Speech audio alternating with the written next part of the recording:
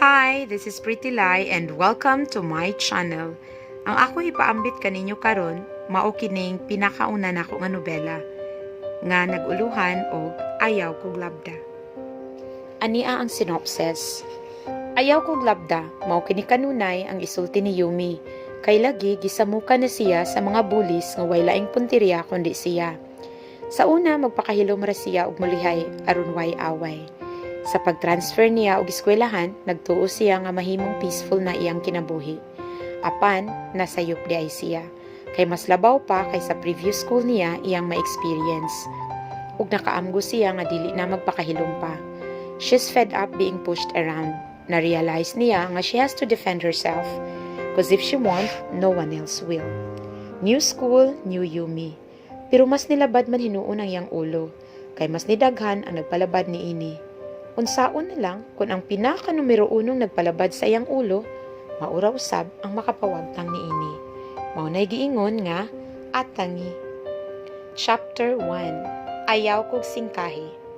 Move out! Sa kalit lang na inisinghag nako while nagkaon ko sa cafeteria. Pagyanghag nako, nitiuro ko mga besh kay puwerting gwapuha sa gay nga isog kayog tinan-awan diri nako. Naiking ko 1/4 oy. Igo ra gyud kong mitutok niya. What are you waiting? I said move out. Hala mga besh, isog jud kayo ang gwapo ay ug sa akong pananaw, he looks more gwapo basta masuko siya og samot. Pero this time, nawasan ako maong nakatubag na yung taon ko. Excuse me? And why should I? Ako'y nakauna diri no? Ayaw kong singkahi ha, kay wa ko manghilabot nimo.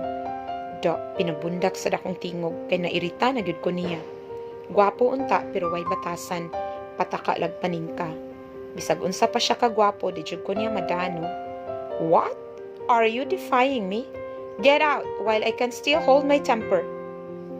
Unya, og diday ko, kadakuan ng space ngano di ka molingkod.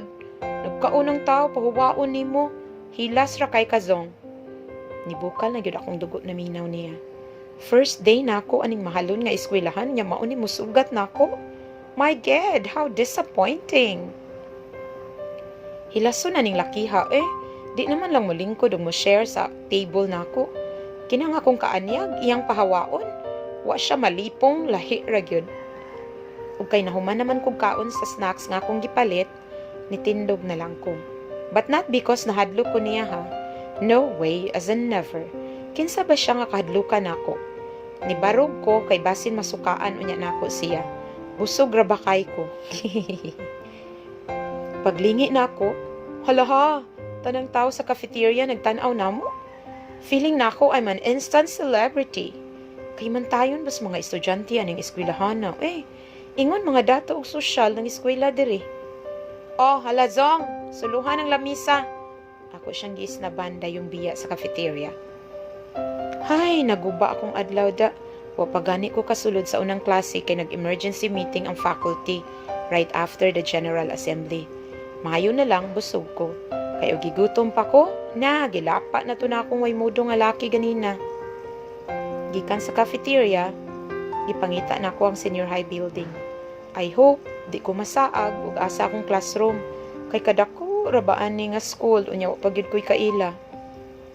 And finally, nadumduman ra gyud nako akong classroom. Naara di ay sa second floor of the senior high building, duol ras cafeteria. At least, di ko mapas mo ani kay duol rang kananan. Pagsulod na ako, gamay pa ang mga estudyante. Nilingkod ko dapit sa tunga-tunga duol sa bintana. Wa gyud ni tagad na ako bisan usa. Murag kaila naman sila daan, kay nagtapok-tapok sila into small groups. Ang mga girls kay social kaayo og dating, while mga boys, klaro kayo nga puros loaded. Ako raman guro diri ang mediocre lang o social status. Pero do, like I care. Pagtingog sa bell, iyahay og sulod ang mga estudyante nga nagtambay sa gawas. 10:00 na, recess is over. I hope buutan ang musulod nga teacher para di ra kay kulba ba. Good morning class, welcome to senior high. I'm Mr. Rowan Villegas, your math teacher. Wow, ka-choice among teacher. Ma-inspire man sa tag-eskwela ani. Ay. Murag tanan girls ba kay laglag ang pangapagsulod sa among math teacher. In fairness he's a bit young, murag fresh grad, maguwang rag jutay namo. Boyfriend material pagyud kaayo. I'm sure crush ni siya sa tanan female students diri sa campus. Ug karon, lakip nako. Hala uy, hamis kaayo ang fair nga skin ni sir ay maka-insecure. Clean cut iyang hair, tucked in ang long sleeves nga white, way gumot ang gray nga slacks, sinaw kaayo og sapatos, ug murag humot pagyud kaayo siya. Agoy, may in love man ka ko anig ahat. Paktay jud ko ani.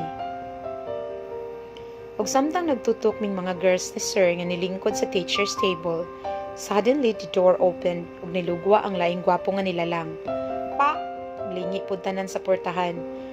Pero nikalit og saka ang akong BP. Pagkaklaro nako ug kinsay ni sulod nga gwapo. Wa man di ay lain kundi ang way batasan nga laki nga naningka nako sa cafeteria ganina. Nisuro kog kalit ang akong dugo pagtan-aw nako siyang hambugiro kayo nga dagway. Wa pagyoy batasan kay ni paso pas atubangan murag way nahitabo. Mura ra bagwa siya malate. Wa gani ni good morning ni sir. Hilason jud kaayo murag tag-iya sa kalibutan. Grrr, classmate pa gyud mi laguta lagi ani. Ug sa dihang wa nay laing bakanting lingkuranan aside from the one next to me. Oh my god, magtupad pa gyud mi ani niya. Kalaming i-walk out baya ani. Susog di palang gwapo si sir, mobalhin jud kog laing section if pwede pa lang. All right, class. I guess everyone's here since there are no vacant seats left. Let's start with the overview of our subject. Ay, kagwapo naman lang yun ni sir. Taas kayog ilong, unya tupong, pagyud ang perfectly white teeth. Dali rang ni gawa si sir. Since first meeting pa man, igo ra siya ni hatag og introduction sa subject ug unsay mga competencies to meet. The rest of the morning pareho rang nahitabo. Puros ra introduction, nya early dismissal. All throughout the entire morning, kay wa gyud ko'y nilingi sa akong left, kay di ko gusto magsugat among pananaw sa akong tupad. Pa as if lang kong busy with my phone every time mo gawas na among teacher, nya mag-wait mis next subject. Ang naa sa akong front, galingkod, kay sige lagi og lingi sa akong tupad, nya kiligon dayon siya. Noon, gwapo sa juning hambugiro na akong tupad. I don't know if he has any idea nga ako itong iyang gisingkahan ganina sa cafeteria, kay wa man jud ko milingi niya. After the last period in the morning kay lunch break na, I need to go back to the cafeteria na pod. O paghapon ko'y amiga, arty man kayo akong mga classmates nga girls, well ang mga boys, way paki. Fighting lang jud taan ni Zay. Gaduko-duko ra ko nga naglakaw towards the cafeteria. Kay hait kay tinanawan nako akong mga nasugatan ay ambot ngano. Ug makatutok mura kog mahilis. Ug makamatay pa lang lagi ilang tinanawan gibiliran ni jud ko. Yumi? Sa kalit lang na inibabag sa akong agianan padung sa cafeteria. Familiar kaayo yung soothing a voice. When I looked up, I stared right into a pair of chocolate brown orbs. Tugdug. Tugdug. Hala, makabungog ang sound sa akong heart. Murag drum sa sinulog. Hoy, Yumi! Are you alright? Murag nilaya sa akong dila. Litsi kaayo. Nikipit-kipat ra akong mata pero wa ko'y nasulti. Unsaon nga ang akong ultimate crush sa junior high pa ko. Kay maumay naa sa akong atubangan ug giguapo pagyud siya samot. Di ko katuo nga he's right in front of me. All of a sudden, murag nistap og tuyok ang kalibutan. Grabe. Hi, Khalil. Diri sad ka nag-eskwela? Struggle is real, jud mga besh. Galisod kog sulti, Yeah, ikaw, nitransfer day ka? You're still in grade 11, right? Wow, mga besh, naka-remember pa siya ug unsa kong graduha. Schoolmates man gud mi ani niya sa previous school nako. Ahid siya nako 1 year, so grade 12 na siya ron. Ni-transfer ni siya after grade 10. So, since grade 8, crush na kay ni nako siya do. Pero ayaw usaba ha, kay he has no idea that I like him. Pero, wa ko kay bawg yun, honest pa nga, diri po day siya nag-eskwela sa Chaucer International School. Mao ni siya giingon og, what a coincidence. Hoy, get out of the way. This is not a lover's lane. Unsa ko no? Nitingkag akong dunggan pagkadungog nako sa tingog sa gwapo nga hambugero. Tubago na unta nako siya dihang gibira ni Khalil akong kamot and he dragged me away from the monster.